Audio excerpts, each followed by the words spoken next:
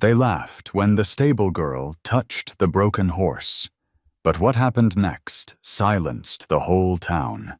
The day they mocked her, the wind carried their laughter across the dusty Montana fields. A poor stable girl with calloused hands and a horse too weak to stand. They were both invisible. But when she stepped into the ring that afternoon, something happened that made an entire town forget how to laugh. The late afternoon sun of Montana burned low, hanging over the dusty arena like a tired eye that refused to close. Heat shimmered above the sand. Beyond the railings, a crowd had gathered, ranchers, trainers, young men in denim leaning on the fence, laughter in their throats before they even knew what they were laughing at. In the center stood a gray horse, ribs showing beneath its dull coat. Its front leg trembled, as though each breath might shatter it. The man beside the horse, Brock Halley, the owner of the largest ranch in the county, raised his hand and gave the lead rope a sharp tug. The horse's knee buckled. The crowd erupted. Someone shouted, "That thing's good for glue, not a saddle." Another voice answered with cruel joy. Dust lifted like smoke, swallowing their laughter into the gold light. Outside the ring, a young woman held a broom close to her chest. Her name was Mara, and her job was to sweep the stalls, not to speak. She wore an old canvas shirt with the ranch's emblem half faded, boots that had lost their shine years ago, and eyes that didn't flinch when others did. When the gray horse stumbled, her hands gripped the broom tighter, not out of fear, but because she felt the sting of it somewhere deep in her chest. Brock turned to the crowd with a smirk. "Worthless," he said, loud enough for everyone to hear. "Even a stable girl wouldn't waste a minute on this one." His words cut through the air like barbed wire. A few laughed again. Some looked away, uneasy. Mara's gaze met the horse's for a fleeting second. Beneath the grime and fear, she saw something. Not wildness, but exhaustion. The kind that comes when life stops expecting kindness. For a heartbeat, she forgot about the laughter, the job, even the broom in her hands. There was only the trembling animal and the silence between their breaths. Then Brock snapped the lead rope once more, pulling the horse toward the gate. "Get this wreck out of my sight," he muttered. The horse limped forward, leaving a trail of hoof prints uneven as a heartbeat.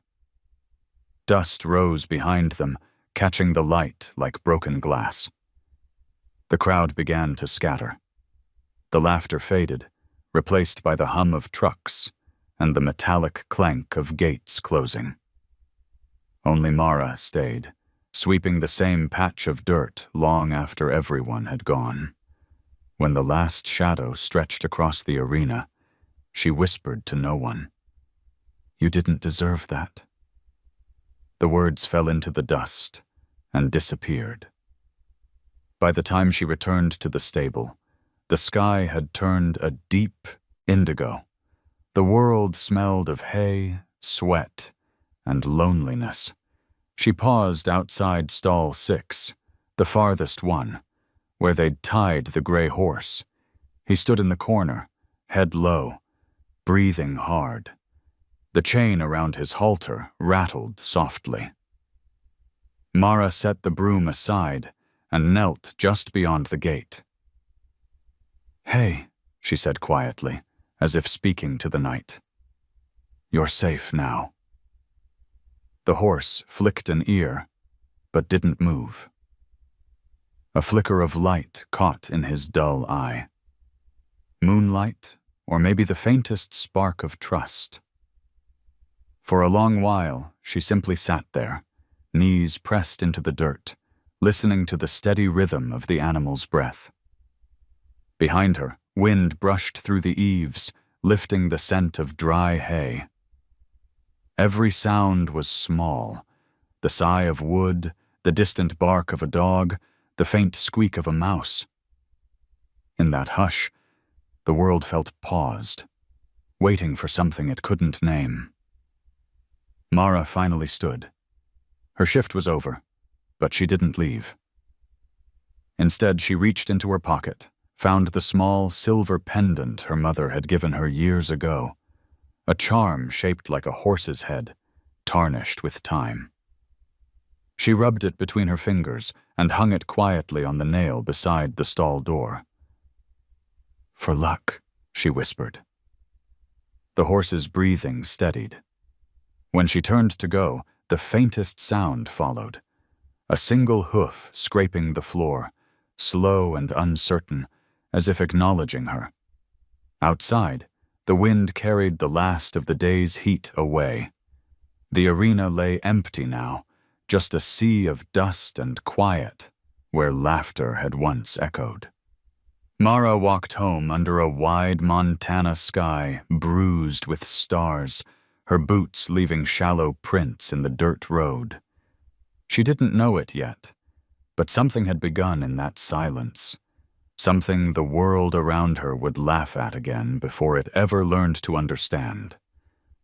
And as the wind drifted through the fields, carrying the smell of dry grass and distant rain, the gray horse in stall 6 lifted his head for the first time that night, searching for the sound of her footsteps. The night pressed down heavy on the small house at the edge of town. It was the kind of darkness that swallowed sound, where even the ticking of the old wall clock felt like it came from another world. Mara unlocked the door and stepped inside, boots scraping against the cracked wooden floor. The air smelled faintly of rain and old wood smoke, the scent of things left behind. She dropped her jacket on the chair and stood for a long time in the dim yellow light. Her hands were still trembling, not from fear, but from the echo of that afternoon, the laughter, the dust, the image of the gray horse sinking to its knees. She poured herself a cup of tap water, took a sip, and leaned against the counter. Her reflection in the window looked like a stranger. Older, maybe, or just tired. On the shelf by the window sat a small tin box, dull and dented. It had belonged to her mother. She hadn't opened it in years. But tonight, something inside her urged her to. The latch stuck for a moment before giving way with a faint click. Inside lay a folded letter, edges yellowed, paper soft from time. Her mother's handwriting slanted and uneven. "Mara, if you ever feel lost, stay close to what still breathes, no matter how weak. The world forgets easily. Don't be like the world." She read it twice. Then again, slower. Her throat tightened. She could almost hear her mother's voice, calm, low, carrying the rhythm of wind through tall grass. Outside, thunder rolled somewhere beyond the hills. Mara set the letter on the table and pulled her chair close, elbows resting beside it. The lights flickered once, twice, then steadied. She thought of the horse, its shaking leg, the dull coat, the eyes that seemed to ask nothing. The world had already given up on it. Maybe that was why she couldn't. She grabbed her raincoat and headed out again. The road to the stables was empty, except for the wind pushing across the open fields. The sign of Halley Ranch creaked overhead, its paint peeling in long curls. The security light by the barn buzzed like a trapped insect. She moved quietly, her boots sinking into the damp earth. At stall 6, the gray horse, Ash, stood motionless. His breath came in shallow bursts, chest rising and falling like a fragile bellows. The wound on his leg was wrapped in an old bandage, stiff with dried mud. His eyes reflected the dim bulb above, giving him a ghostly sheen. "Hey," she whispered. Her voice trembled, almost lost in the hum of rain. "It's just me." Ash didn't move. His ears flicked once, then settled back. She stayed by the bit, remembering what Mr. Reed, the old farrier, used to say. "You don't fix what's scared. You wait until it comes to you." So she waited. Minutes passed, maybe hours. The rain picked up, tapping against the roof like fingers drumming a slow rhythm. Mara's hair clung to her face.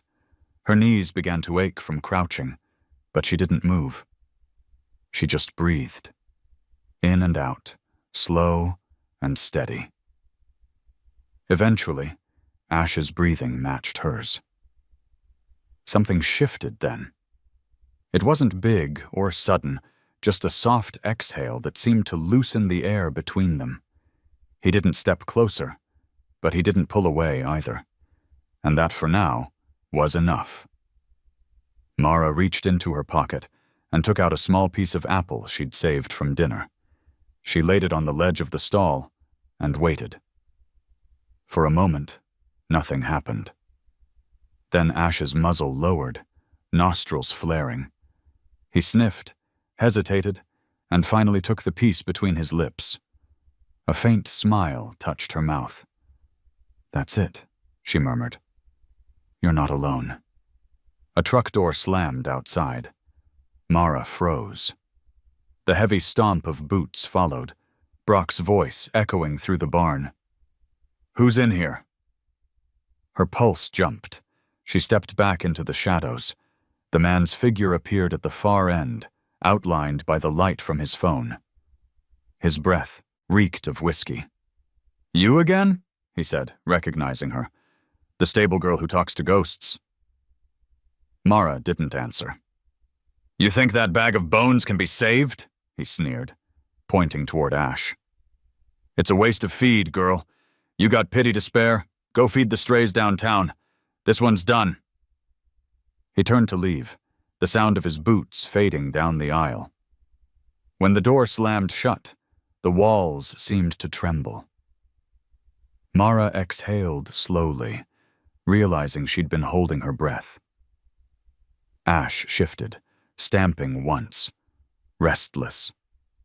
She moved closer to calm him, resting a hand on the wooden gate, not touching him yet, but near enough that he could feel her presence. In the quiet that followed, she whispered, "They laughed at me too once." The horse's ears turned toward her voice. Rain ran down the sides of the stall, pooling at her feet.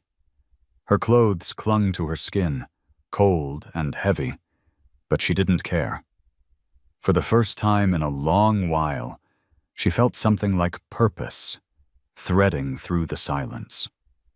When she finally left the barn, dawn was beginning to bruise the sky, pale gray and gold. She looked back once, and in that weak light, Ash lifted his head. It wasn't much, but it was a beginning. As Mara walked home, the letter burned quietly in her pocket, its words whispering against her heart. "Stay close to what still breathes." She didn't yet know what it would cost her, or how far that promise would carry them both. But she knew this. She wouldn't walk away again. By the time dawn shook the last stars loose, the road back to the barns was the color of pewter and ash. Mara had not slept. She'd set the kettle on, watched it steam without boiling, and stared at the letter until the paper seemed to breathe. Stay close to what still breathes. She folded it carefully and slipped it into her breast pocket. The radio on the counter murmured the usual morning chatter, talk of falling mortgage rates, a dry voice pitching life insurance, and a local attorney promising he'd fight for you. She turned the volume down, not out of contempt, but because the house felt too thin for other people's voices. The air outside was clean in that way only early hours can be, when the world is rinsed and undecided. Sage and wet earth, a faint metallic scent from the water troughs. As she crossed the yard, the barn swallows sketched gray arcs over the roofline. A single security bulb buzzed, dimming as the sky brightened. She breathed with it, in as the glow lifted, out as it faded, and let her feet remember their own way to stall 6. Ash stood as she'd left him, head low, weight pitched forward to protect the weak leg. But something had changed in the plane of his shoulder, a subtle recalculation of balance, as if he were listening for a question he'd never been asked. Mara stopped short of the gate. The rules were simple. Mr. Reed had taught them to every kid who ever got steady work with horses in this county.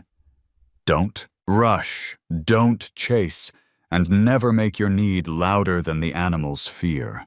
She could hear the old man's quiet voice in her head. No sermon, just the grainy patience of a person who'd let time train him. "Morning," she said. Not in a way that asked for an answer. She folded her hands open at her sides. No rope, no halter. The chain still clipped to the rail was enough reminder of what yesterday had been. The first minutes were always the hardest.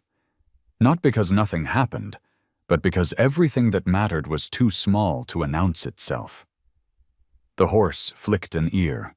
A shallow breath went deeper, then steadied. Mara adjusted her stance, shifting her weight to mirror how she hoped he might stand. Easy in the hips, soft at the knees, the way Mr. Reed showed her by the round pen years ago. Let your bones have some mercy.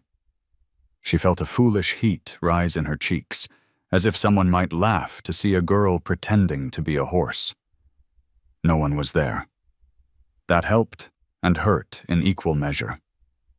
Ava's footsteps came like a whisper down the aisle. "You started early." She leaned on the post beside Mara, cheeks pink from the cold. On her hoodie, a coffee stain had made a map of some unknown country. "I never stopped," Mara said, and immediately regretted the drama of it. But Ava didn't smile. "Brock was roaring on the phone at 5, Ava said quietly. "He told the feed supplier to hold back the order. Said he won't throw good money after bad." She swallowed. "He also said you're not to waste farm fuel running the heater in here at night." Mara nodded once. The practical world pressed its case in details. Dollars and bales, feed ratios, and credit card charges that made the ranch bookkeeper curse under her breath. She felt all of that in the small of her back, a steady ache. She also felt Ash's breath settle into a rhythm that asked her not to move just yet. She didn't. Ava watched the gray horse for a moment that seemed to smooth the edges off her voice. "He's not gone," she said finally. "No," Mara said. "Reed'll be in later. He's trimming up at the Willets' place first. He left you this." Ava handed over a dog-eared notebook, the cover scuffed to suede. On the first page, in Reed's careful block letters, "Horses learn the shape of our silence." Beneath it, a diagram of hooves, arrows showing where not to push. Mara smiled, not wide, just the way a door opens when wind insists. "Tell him thank you." Ava's gaze dropped to Mara's chest pocket, where the corner of the folded letter peered out. "From your mom?" "Yeah." "You okay?" Mara didn't try to make it easy. "No, but I'm here." Ava nodded like that counted, and in this place, maybe it did. She squeezed Mara's arm and went to the feed room, humming something tuneless to steady her own mourning. When they were alone again, Mara let her lungs guide the room. 4 counts in, 6 counts out, she thought. matched the back-and-forth swing of the barn door, the soft cluck of swallows at the rafters. Ash listened. She knew it, because the muscles in his neck stopped quivering and settled like a sheet finally pulled flat. He angled his head, not toward her but not away from her either, and blinked in the way horses do when a thought is almost brave enough to be an action. "Good," she breathed. "Just be." The desire to step closer ran up her legs like an ache, but she stayed where she was. Not touching was the hardest form of touch. The sky beyond the window went from pewter to pale pearl. Dust motes woke and began their slow drift in the angled light. Mara shifted back a fraction, giving the horse the space he hadn't asked for yet. In the corner of the stall lay a scrap of burlap, frayed where a hoof had caught it. She saw it like a problem. Anything that might trip him now belonged to a future without it. Carefully, with the gate still between them, she slid the fork handle through the slats and dragged the burlap toward her side. The scrape made a sound like a breath catching. Ash flinched, then stilled. She froze with him, let the silence heal around the sound, and only then finished pulling the scrap free. "There you go," she said. The barn's wide center aisle took the burlap like a river takes a leaf and carried it nowhere. A truck pulled up outside, the old Ford that rattled before it parked. Mr. Reed's boots announced him, toe-heavy from years of iron and an old injury he never named. He tipped his hat toward the stall. "Morning, Miss Mara." "Morning." Her voice found a thread to stand on. Reed stood beside her, chest to the rail, considering Ash as if he were reading a familiar but difficult sentence. He didn't crowd the horse with his eyes, which was one of the things Mara liked most about him. He read hooves the way some men read weather, and he treated both with the respect due to something that can change its mind without warning. "Legs telling on him," he said softly. "Left front. Shoulder carries what the pastern can't." He nodded toward Mara's hands, which were still loose at her sides. "You remembered." "I'm trying." "That's not nothing." He slipped the notebook back under his arm. "I'll pull his shoe when he's ready to give it. Not before." He glanced toward the roof, where a slow bruise of cloud had begun to gather over the ridge. "We'll have rain before lunch." Mara felt the word move through the stall like a new idea. Rain meant sound, meant the roof telling the hours. Rain meant the dust would settle, and the ground would hold shape under a hoof. A good day to begin again. Reed's eyes landed on her pocket. "Your ma?" It wasn't a question he expected answered. "She said to stay close to what still breathes." "Smart woman." He set a small bundle on the rail. "Liniment. Arnica and devil's claw. Won't fix what's broken, but it will tell the pain you've noticed it." He paused. "That horse is more tired than hurt. That can be harder and easier, both." Ash shifted, weight moving like a thought from one leg to the other. Reed's gaze tracked the change, and then stepped sideways in the slow, intentional way that told the animal, "I follow you, not trap you." He stopped where the gray could see him without needing to move his head. "You got a good eye, Mara," he said without looking at her. "Use it to listen." He left as softly as he'd come, the Ford coughing itself awake and humming down the lane. The barn took back its quiet in little pieces. Mara held the small bottle of liniment like a promise she wasn't ready to break. "Not yet," she told Ash. "When you say..." Time thinned until she could feel it pass around her like water. In that slow current, a memory rose. Being 8 years old, her mother standing behind her in a school auditorium. The teacher asked the children to read from the bulletin board: college scholarships, online education, cloud computing, words that belonged to a future as large as a highway. Mara had stumbled on the sentences, embarrassed. Her mother had knelt to her, fingers smelling of wool and baking soda. "You don't have to be loud," she'd said. "You just have to keep speaking long enough for the right ears to hear." The memory put the air back in Mara's lungs. At some point, Ash blew out a long breath that sounded like surrender and not defeat. He turned one eye to her, and the clouded dullness she'd seen yesterday held a grain of brightness at its center, like a coal under ash. He took half a step, forward then sideways, curious and cautious in the same instant. Mara didn't answer with movement. She answered with stillness. The space between them tightened, invisible thread upon invisible thread. From the feed room, Ava's voice carried, "Mara, you want coffee?" The sound startled Ash, but he didn't spook. Progress measured in inches. "In a bit," Mara answered, not taking her gaze from the gray. The world would always offer low APR credit cards and home insurance ads on the radio, promises shaped like safety nets. But some kinds of safety you had to build with your own breath. The first patter of rain arrived as a rumor on the roof.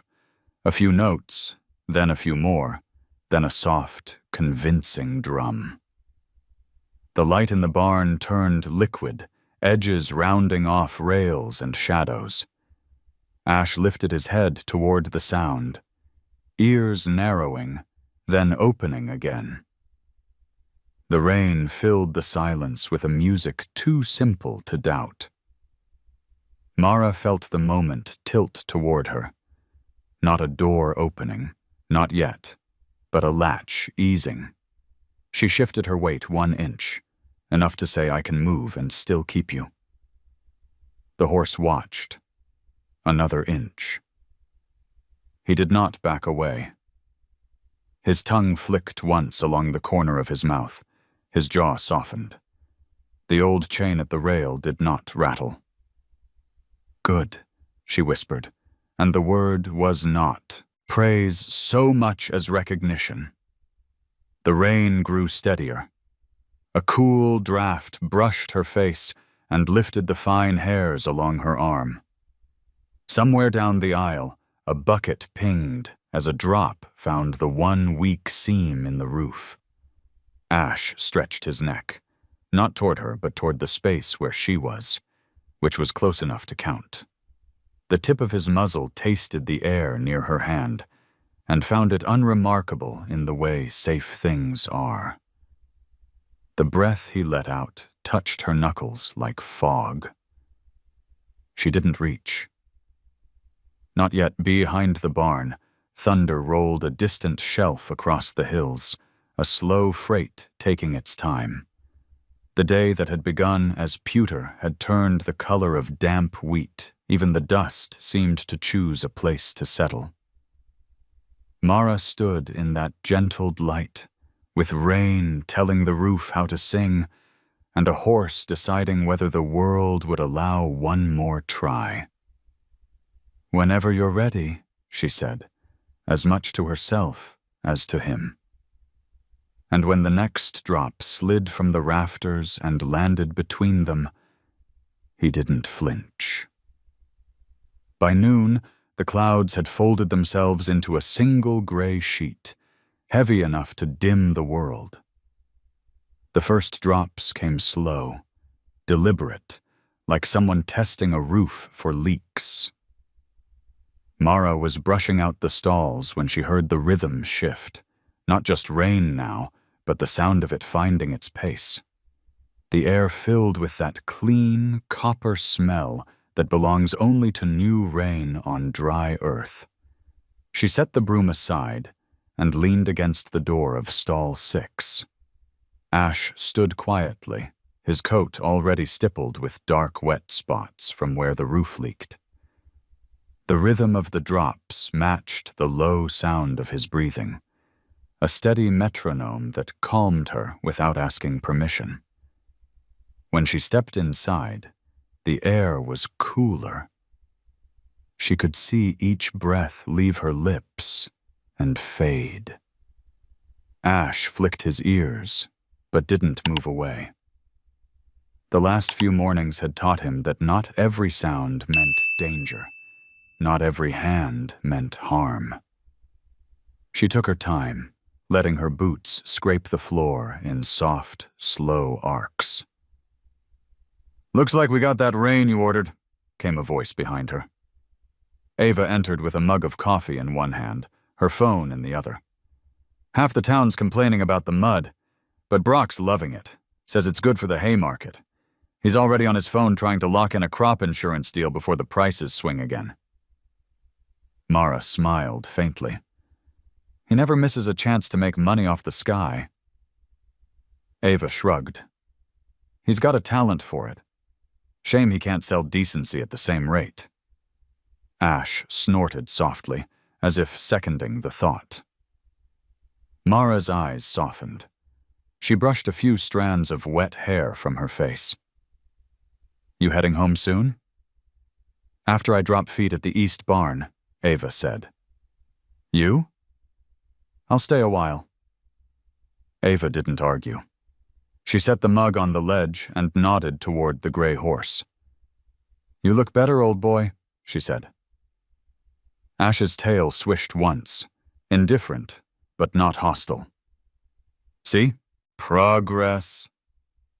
After Ava left, Mara took the rag from her pocket and began to wipe the rainwater off Ash's neck.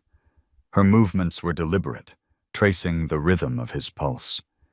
She could feel the tremor beneath his skin, the residual fear of muscles that had forgotten trust. "You're okay," she murmured, though she wasn't sure whether she meant him or herself. Outside, thunder rolled far enough away to sound like memory. The rain came harder now, drumming steady against the tin roof. For the first time, Ash didn't flinch at the noise. His head dropped slightly, breath deepening.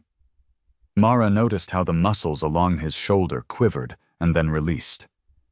She hesitated, then reached forward, her fingers stopping just shy of his coat. "Can I?" she whispered. Ash's ears turned back, then forward. He didn't move away. So she closed the distance, palm resting lightly on his shoulder. The warmth beneath her hand surprised her. Alive and fragile, like the pulse of something that had waited too long to be touched. For a moment, neither of them moved. The barn's hum faded, even the rain seemed to hush itself, as if watching. Her thumb traced small, slow circles through the damp fur. The sensation of the living thing beneath her palm, the steady rhythm of a heart refusing to quit, stirred something deep inside her chest. Ash took one step forward. The contact broke, but not the connection. He let out a breath so long it shivered through the stall like wind through grass. "That's it," Mara said softly. "That's all you had to do." The rest of the afternoon passed in this quiet language. She dried his flank with an old towel, rubbed liniment into the bad leg the way Reed had shown her. Small, careful motions.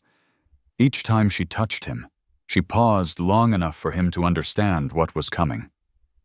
By the time the clock hit 3, his eyes had softened, the whites no longer showing at the corners. From outside came the crunch of tires on gravel. Reed's truck.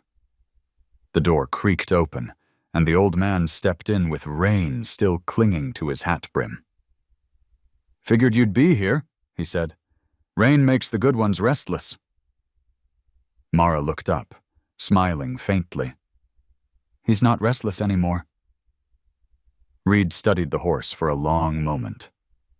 "No," he said finally. "He's thinking again." He set down his toolkit and ran a thumb along Ash's neck, where Mara's hand had been. "That's the spot," he he said. "Every horse has one, the place where the body remembers being safe." He worked quietly after that, trimming hooves, resetting a shoe on the good leg, showing Mara how to steady the rope without tightening it. The storm outside eased into a whisper. When he finished, Reed wiped his hands on a rag and nodded toward her pocket. "You still got that letter?" "Always," she said. He grinned. "Then you'll be fine. That kind of reminder keeps people honest. Better than any retirement plan or tax. Lawyer could." She laughed, the sound small but clean. "You ever think you've seen too much to be surprised anymore?" Reed pulled his hat lower. "Then something like this happens," he said, tilting his head toward Ash. "And it surprises me anyway." When he left, the light was fading, the kind that makes the world look softer than it really is. Mara sat in the stall doorway, legs folded beneath her, the gray horse behind her breathing slow and steady. From somewhere down the valley came the sound of kids shouting, the ranch hands' children chasing each other through puddles. The sound was distant enough to feel like a dream. Mara reached for her phone and saw a new message from Ava. "They're saying Brock wants to clear out the lower stalls. Watch your back." She didn't answer. Instead, she set the phone down and reached behind her. Her fingers brushed Ash's shoulder again, the same place as before. He didn't move. His coat was dry now, soft beneath her palm. The smell of rain still lingered, mixing with the hay and old wood, the scent of something being mended, quietly, one breath at a time. "Whatever happens next," she said to him, "we do it slow." Ash exhaled, the sound low and certain. The last of the rain trickled off the roof and fell in thin streams past the doorway, catching the fading light. For the first time in years, Mara didn't feel like she was waiting for someone to come back. The world was small, just the stall, the rain, and the steady presence beside her. But it was enough. As she stood to leave, Ash lifted his head and brushed his muzzle lightly against her shoulder. It wasn't an accident. She froze, eyes wide, breath caught in her throat. "Thank you," she whispered, though she knew he hadn't done it for gratitude.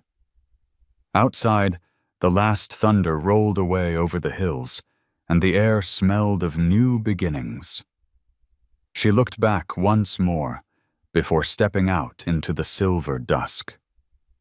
Behind her, Ash stood tall for the first time, head raised toward the sound of rain easing into silence. By the next morning, the storm had cleared, leaving the world rinsed and shining. Puddles mirrored the pale sky, and the air was filled with the scent of wet hay and diesel. The barn was still except for the soft shift of hooves and the scrape of buckets. Mara arrived early, her boots damp from the mud, her mind quiet but sharp. Ash greeted her with a small snort, a sign she'd learned to read as curiosity. She smiled faintly. "You remember me?" she said. He took a slow breath, his flank rising and falling in a rhythm that matched the steady tick of rainwater dripping from the gutters. She brushed his coat, careful around the healing shoulder, the faint scars now barely visible beneath the soft gray fur. Each stroke was slower than the last, not to tame, but to remind him that the world could move without harm. The barn door banged open. Brock Halley filled the doorway like a shadow that didn't belong to the light. His expensive boots sank into the mud just enough to annoy him. He carried the faint smell of whiskey and leather polish. "You're early," he said, voice cutting through the quiet. "Or maybe you just never leave." Mara set the brush down. Good morning, Mr. Halley. He stepped closer, glancing at Ash with something between disgust and disbelief. You're still wasting feed on that thing? His eyes flicked toward the bucket in the corner. You know how much good grain costs right now? The commodity prices are climbing. I could sell that bag to the Wilson Ranch for double. Mara didn't answer. She could feel her pulse in her palms.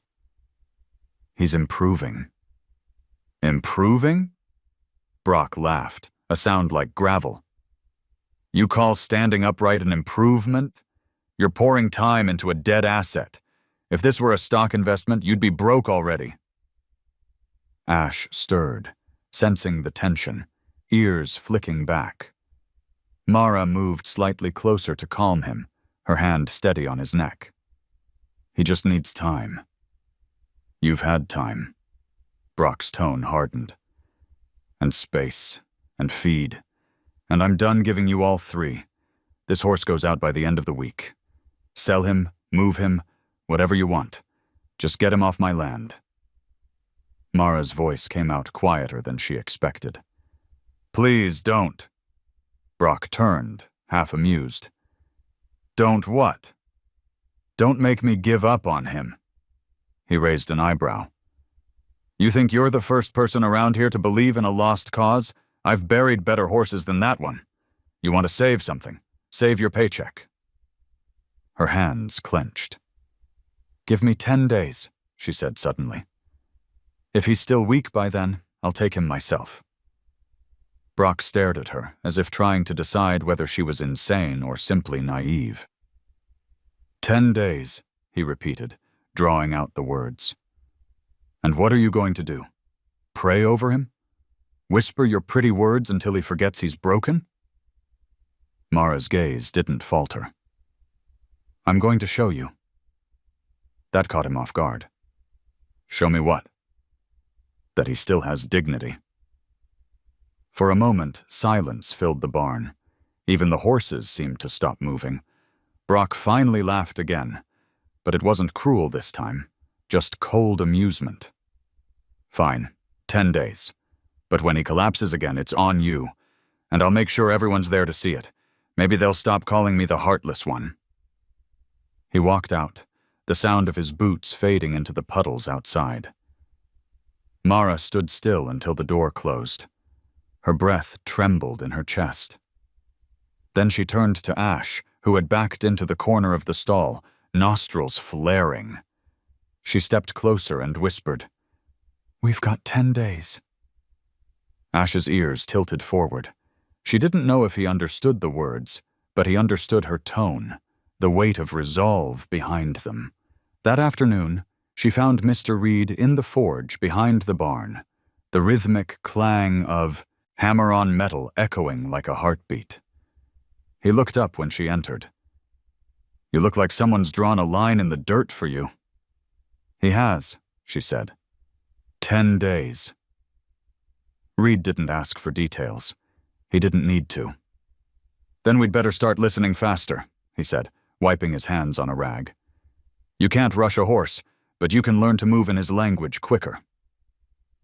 They worked in silence, setting up a small corral behind the barn, a space of open dirt where Ash could move without pressure. Reed showed her how to read the slight angle of the ears, the twitch of a flank, the tiny flinch that came not from fear, but memory. He's waiting for the world to hurt again, Reed said. Your job's to convince him it won't. That night, Mara stayed late.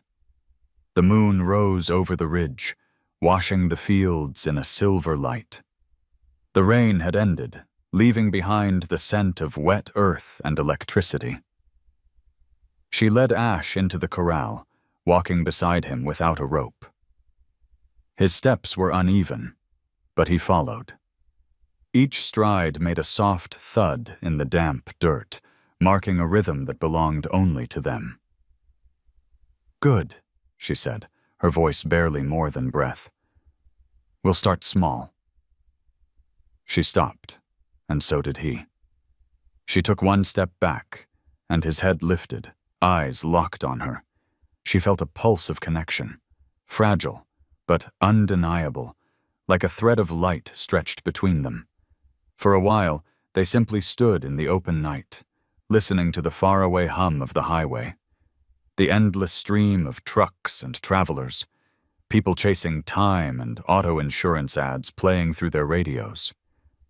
The world out there was loud and impatient. Here, everything waited.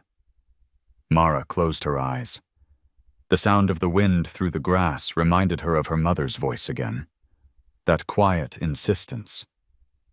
Stay close to what still breathes.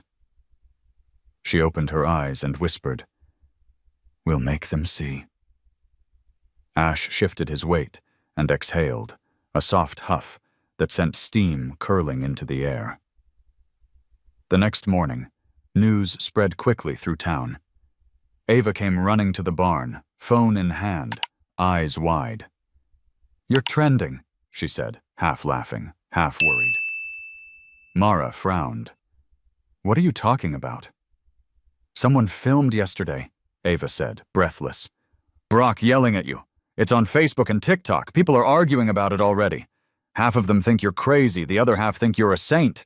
Even the personal injury lawyers are commenting, saying they'd represent you for free if he fires you." Mara felt her stomach twist. "Great," she said dryly. But that night, as she returned to the stall, she noticed something new in the way the townsfolk looked at her. Not laughter, not pity. Curiosity. The kind that could tip either way. She didn't care. She had 10 days. Ash lifted his head when she entered, eyes catching the lamplight. The faint scar above his leg gleamed silver, almost beautiful. She placed her hand on his neck and said quietly, "Tomorrow, we start again." The barn fell silent, except for the distant drip of water from the eaves. Outside, the world buzzed with the noise of judgment and entertainment. Inside, one girl and one horse stood in the quiet, a silence strong enough to outlast the laughter. And somewhere, far beyond the barn, the first whispers of a story began to spread. About a stable girl, a broken horse, and 10 days that might change everything. Dawn held the barns in a pale hush, the kind that makes every sound feel chosen. Mara dragged a rake across the small practice pen behind the east wall, pulling the ground into soft furrows so the footing would receive a stumble without punishing it. Sand and damp earth made a quiet seam under her boots. The 10 days had begun counting themselves. She could feel each one like a bead passing through her fingers. Ash waited at the gate, ears forward, not pleading to be let out, and not begging to be left alone. This, she'd learned, was the most honest posture a creature could offer. "I'm here. Don't rush me." She laid the lead rope over his neck without clipping it. Reed's notebook sat open on the fence post, pencil marks in the margin where she'd sketched the angle of his shoulder, the uneven reach of the left front. "Don't ask for straight if the body only has a curve to give," Reed had written. "Work with the bend until the bend becomes choice." "Small circles," she said softly. "We'll follow the sand like it knows the way."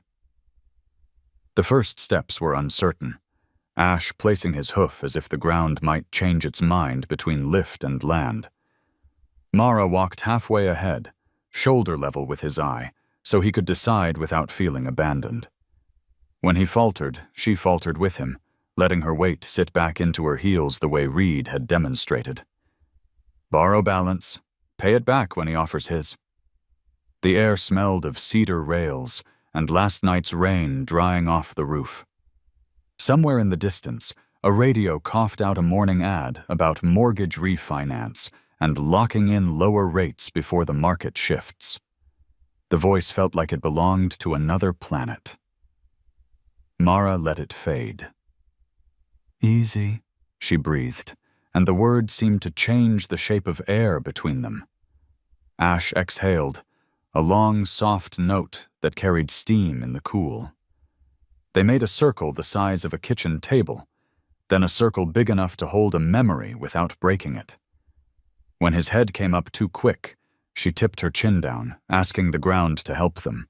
He noticed. He always did. Ava came with 2 coffee cups and a grin that tried to be brave. "He looks taller," she said, passing a cup over the fence. "Or maybe you do." "I slept," Mara said, surprised to hear herself admit it. 2 hours, but still. "Reed is shooing at the McKinnons till noon. Then he's ours," Ava said. "He told me to tell you, don't romance the limp. Name it. Then work around it." She wiggled her fingers. "Also, if Brock shows up, I'll stall him at the office. He's arguing with a tax attorney about write-offs. Should buy you time." Mara smiled, the brief kind that knew better than to celebrate too early. "Thank you." Ash shifted to sniff the steam curling off the coffee. Ava laughed and pulled it back. "Not yet, buddy. Caffeine's for fools and girls on deadlines." They worked until the light sharpened.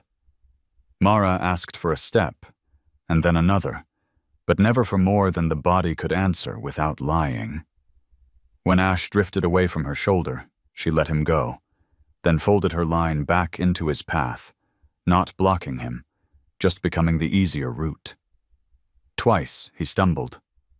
Twice she bent with him, knees soft, eyes low. The third time, he caught himself, and his ears flicked as if he'd heard an applause that never made a sound. At mid-morning, Reed's truck rattled into the lane. He leaned his arms on the top rail and watched the gray horse like a man reading weather on a fence line. "That's a good mistake," he said when Ash bobbled and steadied. "Means he's experimenting." Mara brushed a forearm across her brow. "I keep wanting to fix him before he tries." "That's mercy for you," Reed said. "Sneaks in dressed like Control." He set his hat back and climbed through the rails with the slow assurance of old knees that still believed in their job. "Let's look at that shoulder." He didn't touch first. He never did. He let Ash decide whether the old man belonged in his circle. When the horse lowered his head, Reed placed his palm high on the withers, adjusting nothing, just letting the heat of his hand say he had noticed. "All right," he murmured. "Step away from me, Miss Mara. Not far. Let him choose who to follow." She moved, a measured 3 paces. Ash hesitated. One eye on Reed, one on Mara, then drifted to her side, lining his breath with hers as if the two had an agreement. Reed nodded. "There, that's the beginning of honest movement. Now we trade surfaces. Sand teaches one truth. We'll need another." They shifted to the narrow strip of damp grass along the fence, then to a patch of packed dirt by the hose. Ash read each change like a new dialect. On the firm ground, the limp announced itself sharper, so they circled back to the sand, not as retreat, but for translation. Reed handed Mara a warm cloth from a small pail he'd tucked under the rail. "Lay this across the shoulder head. Let the blood know we're paying attention." The cloth steamed in the cool air. Mara pressed it gently into the muscle where she'd felt the tremor for days. Ash stood and took the warmth the way a man takes a promise, wary, then willing. Reed showed her how to trace the line where the scapula slipped under skin, where the old worry still kept its tent pitched. 15 seconds, he said. Then let go before he asks you to. They did, and the horse licked and chewed, a small act like signing a paper. I felt that. I accepted it. Mara looked up, eyes bright with a tired kind of hope. Now we walk, Reed said. 2 steps forward, 1 back. Teach the back up slow. Backing tells you whether the front is honest. If it isn't, the body will argue. The argument flared once. Ash braced, weight running to the good diagonal, head tilting away. Mara stepped back herself, palms open. "Your choice," she said. Reed didn't make a sound. The wind hustled a string of high clouds across the blue. Ash blinked, loosened, and took the backward step. The sand whispered under his hoof like approval. Mara wanted to cheer. Instead, she mirrored the motion again, as if they'd always known it. By noon, they had a quiet liturgy of movements, small circles, a pause, a backward step, a longer exhale. The barn radio drifted in and out with the news, grain futures steady, a local bank pushing high-yield savings, and home insurance bundles for peace of mind. Reed smirked. "Peace of mind's cheaper if you earn it with breath," he said, and Mara thought of her mother's letter and nodded.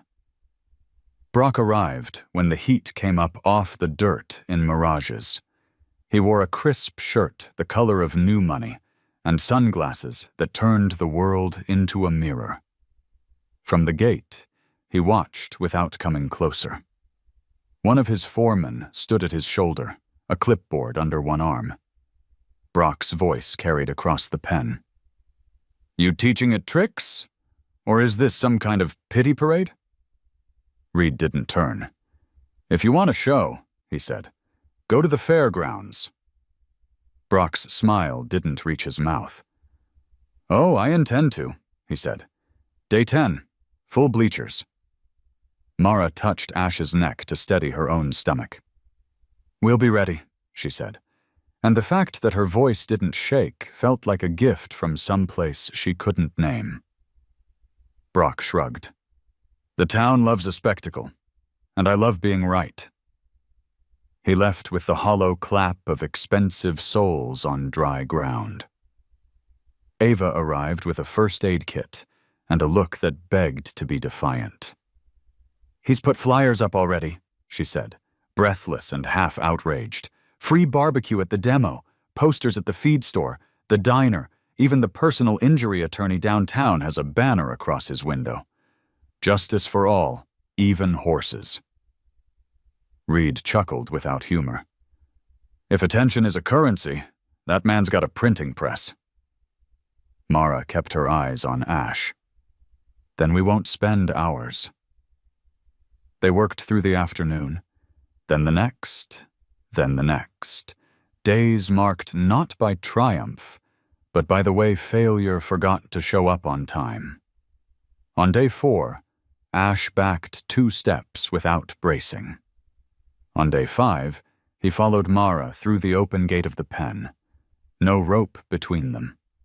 Only air and a line of trust tight as a violin string. On day 6, he spooked at a flapping tarp, but recovered before panic reached his feet, standing and breathing, instead of bolting. Each small thing stacked quietly inside the last until they formed something with a spine. Between sessions, Mara sat on the low rail and read her mother's letter again. The paper softened by so many foldings it felt like cloth. "Stay close to what still breathes." She thought about all the breathing she had missed in the years since the funeral.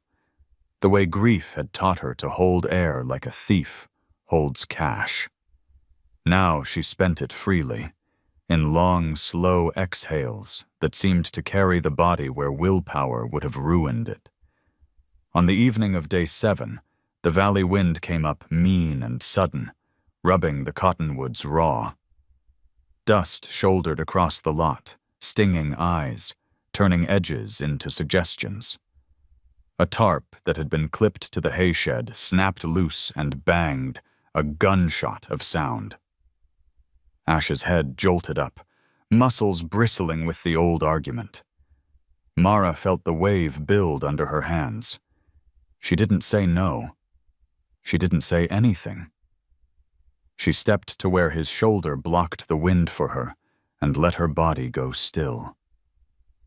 The storm tried to put its hand on the scale. For 3 heartbeats, the horse teetered between flight and remembering. Then, as if some small judge inside him had ruled in favor of the day's work, he settled. His feet stayed. The snort he blew was defiance at weather and history both. Mara didn't wipe her eyes. The wind did that for her. Reed came out from the tack room, hat pulled low, grin quick like a secret. "There," he said. "There's your evidence. He chose you over the wind." They ended with water walking, Mara coaxing Ash through the shallow trough Reed had set with old beams and a tarp. The water rose to the fetlocks and made a sound like hands washing.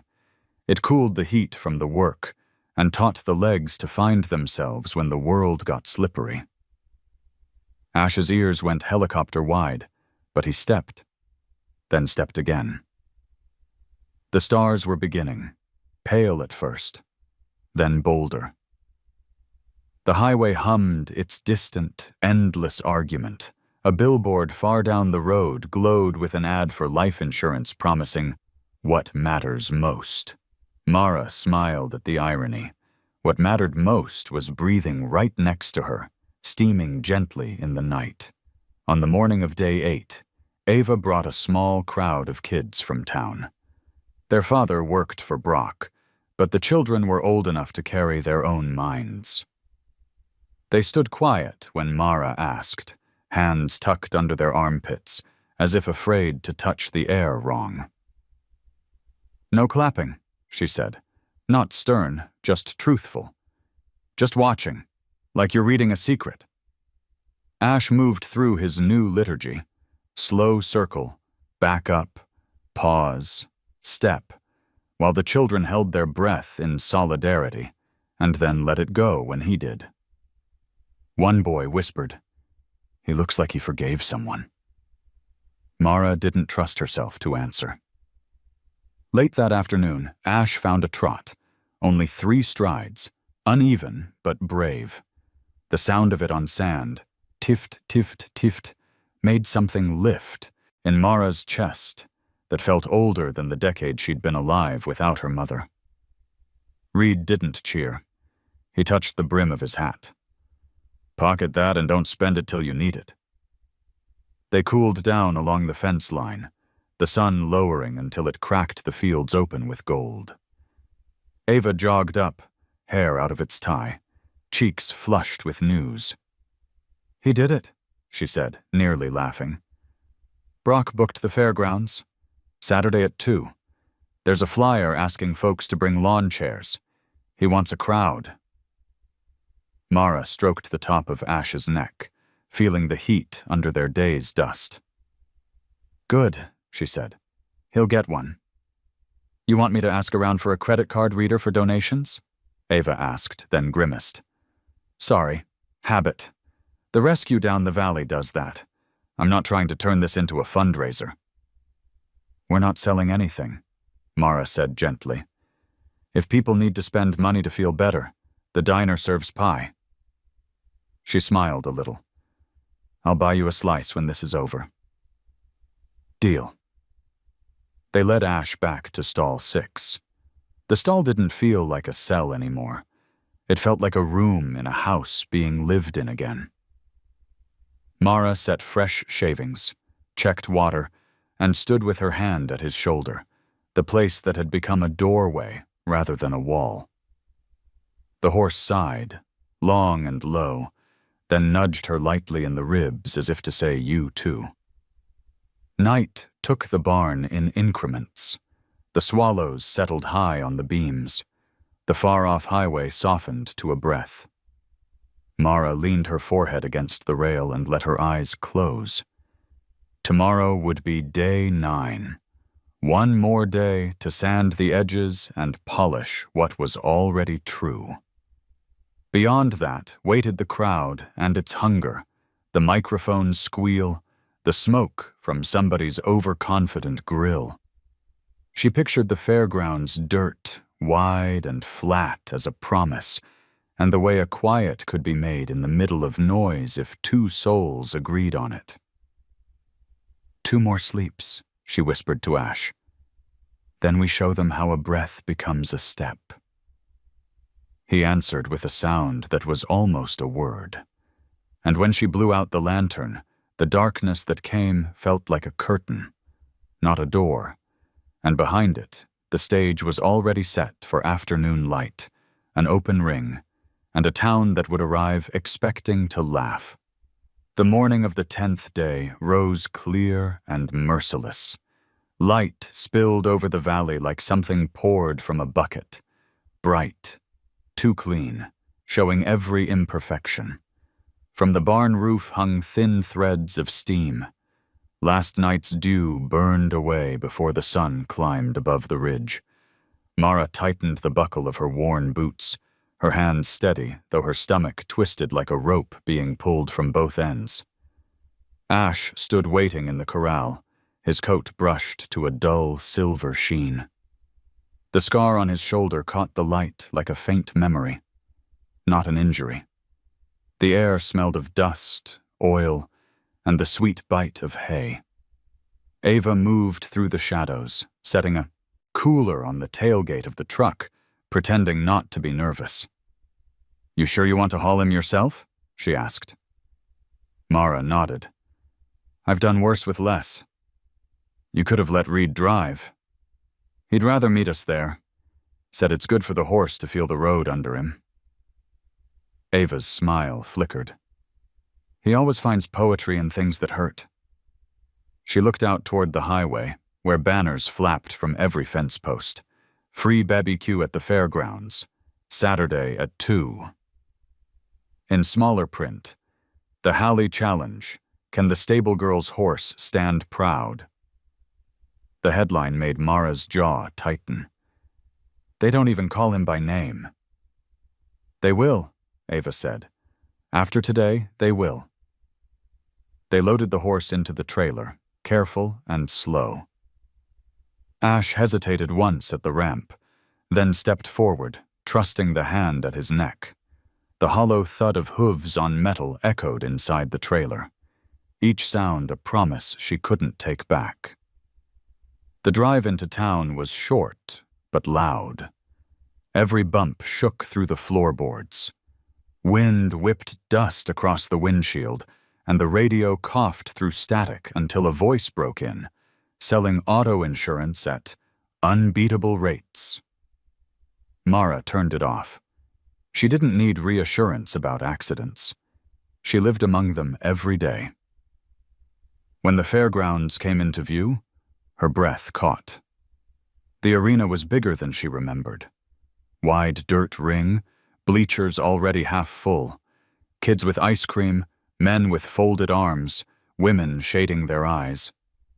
Brock Halley's truck was parked near the judge's stand, his name printed across the side in gold.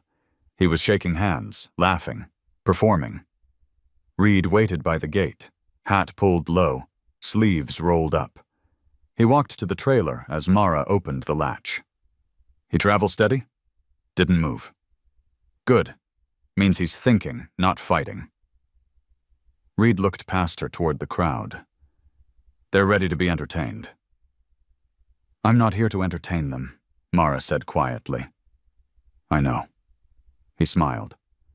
"That's what makes this worth watching." They led Ash into the holding pen behind the ring. The ground was softer here, freshly turned. Every step he took sank slightly, leaving clear prints. The announcer's voice echoed through the speakers. Cheerful. Rehearsed. "Ladies and gentlemen, welcome to the Halley Ranch Challenge. Today we'll see if this, rescued gelding can prove himself worthy of the stable he's been occupying for far too long." Laughter rolled from the bleachers like wind across wheat. Mara heard it and felt nothing. No anger, no shame, just a strange quiet that steadied her breathing. She unlatched the rope and looked at Reed. "He walks free today." Reed nodded. Then let him. The gate swung open.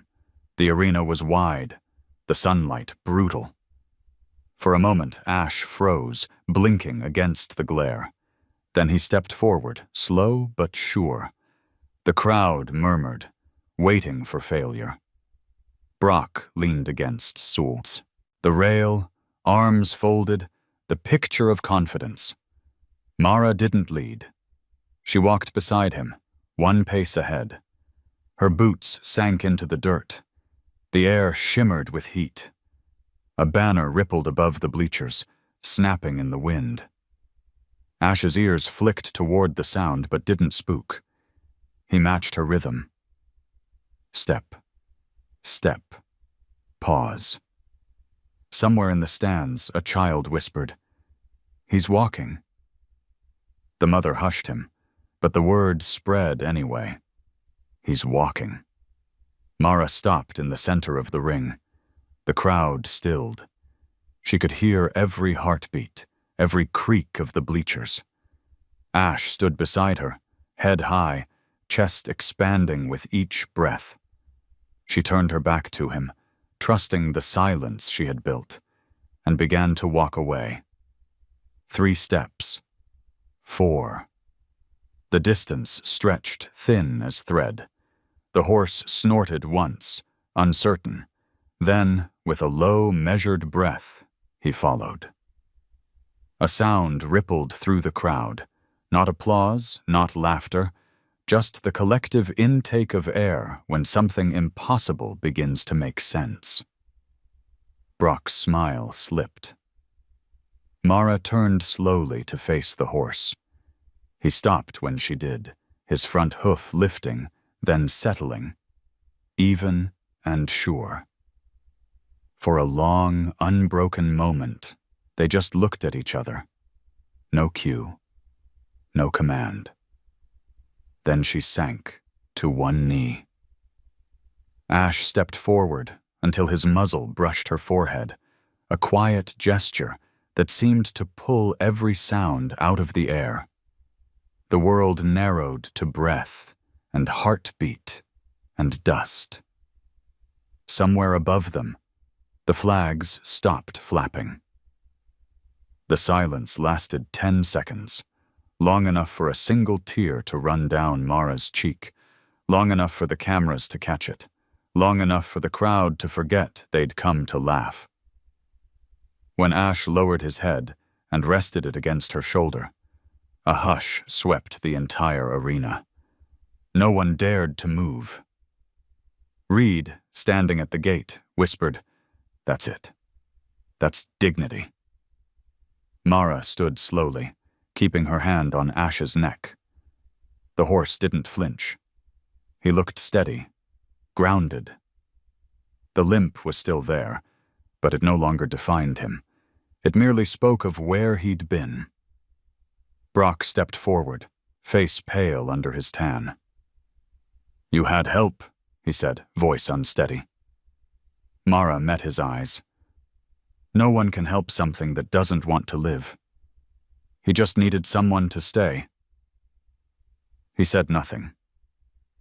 Around them, phones were raised, screens glowing. Ava appeared near the fence, tears streaking her cheeks. Reed stood with his hat over his heart. The announcer cleared his throat, unsure whether to speak. The crowd waited. Then, without anyone deciding, applause began. Not loud, but slow, deliberate, the kind that builds from a single clap into something tidal. Mara looked down at the horse and smiled. "We did it." Ash flicked his tail once and exhaled, the sound soft as a sigh of relief. When they left the ring, people reached over the fence, trying to touch the horse, to take a photo, to share a moment they hadn't earned. Mara kept walking, hand steady on his neck. "Not for them," she whispered. "Just for us." Outside the arena, the light had changed. Clouds were gathering again, thin, silver-edged. Promising rain.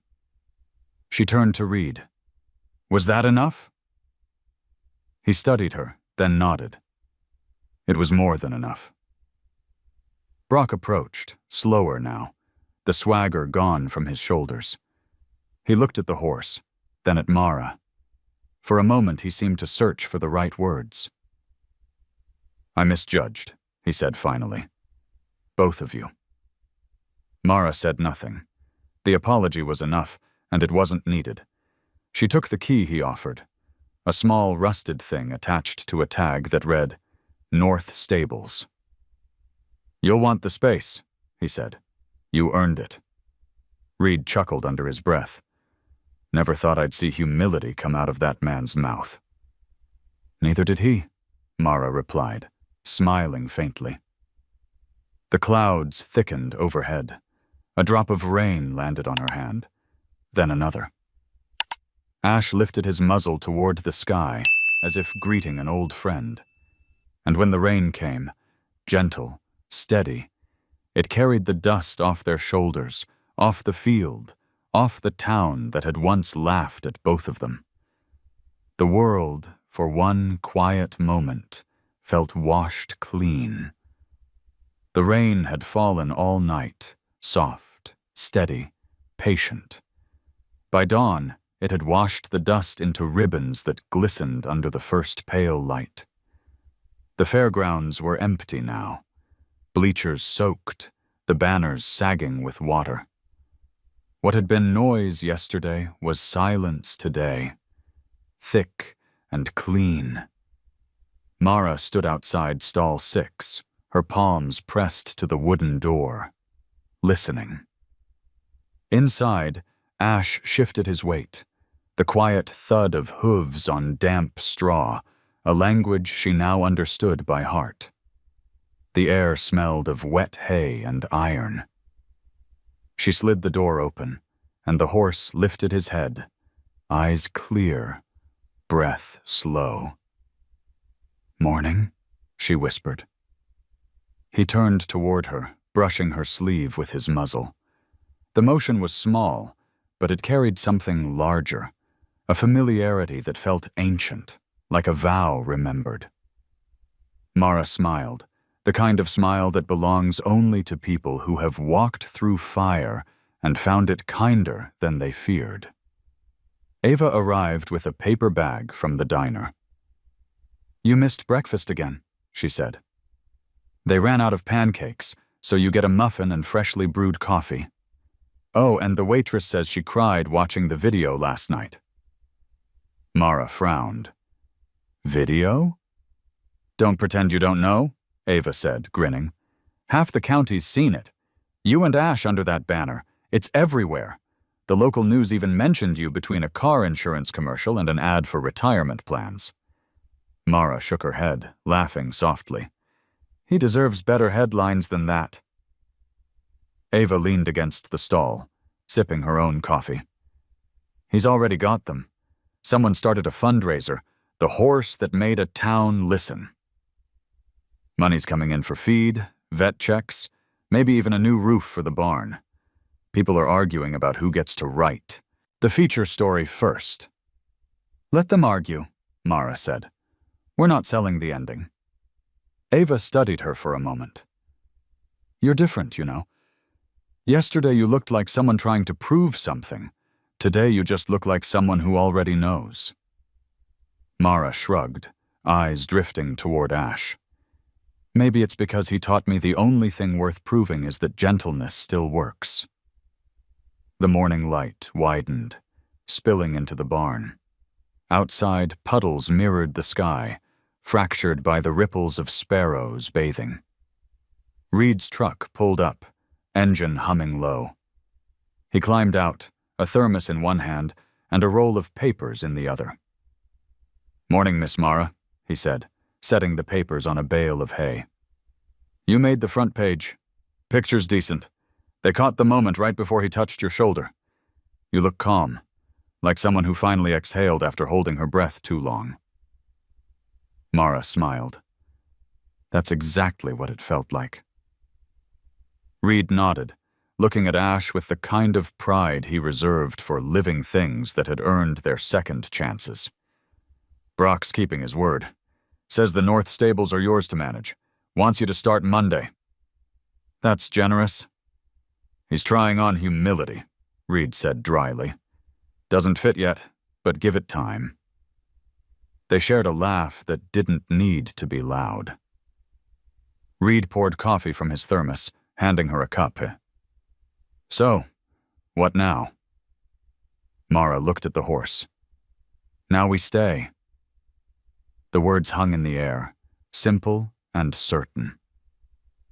Later that morning, a few people from town wandered in, faces she recognized from the crowd. They didn't come with laughter or pity, just quiet curiosity. A boy about 10 held out a small apple, eyes shy. "Can I?" he asked. Mara nodded. "Hold your hand flat." The boy did as told, and Ash leaned forward, teeth brushing the fruit, taking it gently. The boy's smile bloomed like sunlight. "He's softer than I thought." "Most things are," Mara said. When they left, the barn felt warmer, alive with the sound of life continuing.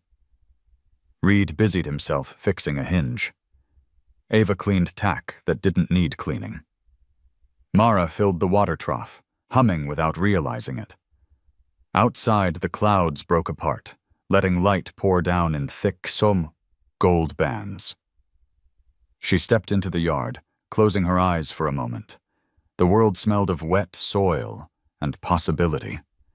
The wind carried distant sounds, someone hammering fence posts, a dog barking, the faint buzz of a radio advertising home improvement loans and life insurance. Ordinary things, necessary things. But beneath it all was the steady pulse of something quieter. Belonging. Ash walked up behind her, hooves muffled by the soft ground. He stopped close enough that she could feel the heat of his breath on her back. She didn't turn. She didn't have to. They stood like that for a long while, facing the open field. Reed joined them, leaning on the fence. "You ever think about what you'll do when the noise dies down?" Mara tilted her head. "It already has. What's left isn't noise, it's life." He smiled, squinting at the horizon. "Fair enough?" Ava came to stand beside them, coffee cup still half full. "Feels like the world's changing," she said. "It's not," Mara replied gently. "We are." They watched as the sun climbed higher, turning puddles to mirrors and mirrors to steam. The land shimmered. Horses from the far paddock moved closer to the fence, curious, their manes lifting in the breeze. Reed took off his hat, running a hand through his graying hair. "You know," he said quietly, "people will make this a story about winning. But it isn't." "No," Mara agreed. "It's about listening long enough for something broken to speak again." Ash snorted, lowering his head to graze near her boots. The gesture was so casual, so utterly at peace, that Mara almost laughed. "He's moved on already," she said. "Maybe he never looked back," Reed said. They stayed there until the sun dried the last of the rain, until the shadows shortened, and the day began to hum with its usual work. When Mara finally walked back toward the barn, she paused at the door and glanced over her shoulder. Ash lifted his head, ears twitching. "I'm not leaving," she said. "Just need to clean up." He blinked slowly, as if accepting the terms. Inside, the light pooled across the floorboards in long stripes. Dust motes floated like lazy stars. Mara found the small silver pendant her mother had given her years ago, the one she'd hung on the stall door when this all began. It had darkened with time, but when the sunlight hit it, it caught fire for an instant. She held it in her palm, feeling its weight. "We stayed," she whispered. and for the first time in years, she didn't feel alone saying it. Outside, ash blew through his nose, a low sound of contentment. A breeze moved through the barn, lifting the edge of the old letter pinned to the wall. The paper fluttered once, twice, then settled. Its ink faded, but its message intact. Stay close to what still breathes. Mara smiled, slid the pendant back onto the nail, and stepped out into the light. The grass was already drying, the sky turning a clean, impossible blue. Somewhere beyond the ridge, thunder rolled again. Not a warning this time, but a reminder. The earth keeps its rhythm, and everything that listens long enough learns to move with it. She looked toward the open field, where Ash trotted slow and steady, the limp barely visible now. Each step left a print that filled with sunlight. Mara whispered to the wind, "We're home." The words drifted out, caught by the breeze, carried beyond the fences, across the town, out to the endless stretch of land that had once been cruel, and now, finally, was kind. If this story touched your heart, tell me what you felt when Mara and Ash finally found peace. Leave a simple comment below. Even one word means a lot. Don't forget to like and subscribe so you won't miss the next story that reminds us how kindness still wins.